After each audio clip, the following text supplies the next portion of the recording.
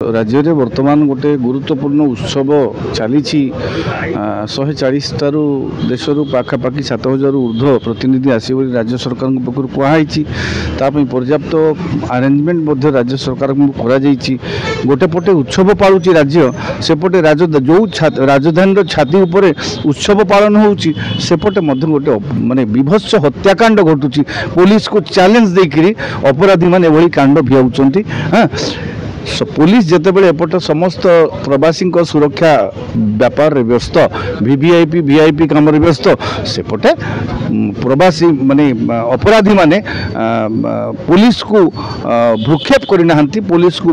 बोध हुए से पुलिस प्रति भय ना। हाँ तेणु ये जो अघटन घटी जाइए दुर्भाग्यजनक घटना घटीगला अत्यंत निंदाजनक कारण देखो बाहर आतिथि आमर एवं कौन हम ये मेसेजटा से पाखक जीव से असुरक्षित मणिबे आम शांतिप्रिय राज्य बोली कहुच्छी आम शांतिप्रिय ओडिशा प्रकृति गंताघर ओडिशा कला संस्कृति भास्कर्यर गंताघर ओडिशा आम सेटा प्रचार करने आज समावेश करुचु सभा करुचु प्रवासी डाकिकी से समय गोटे असुरक्षार गोटे वातावरण गोटे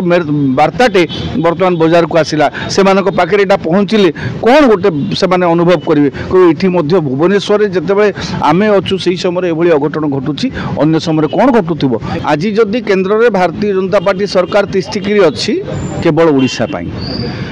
ओडिशार जदि 20 सांसद जाई न थांते आज भारतीय जनता पार्टी सरकार छाती रे हाथ रखिक केंद्र सरकार कर पारि न थांता। तेणु ओडिशार केमिति सामग्रिक विकास हम ओडिशा को सर्वापेक्षा केमिति अधिक सुविधा सुजोग दे हेब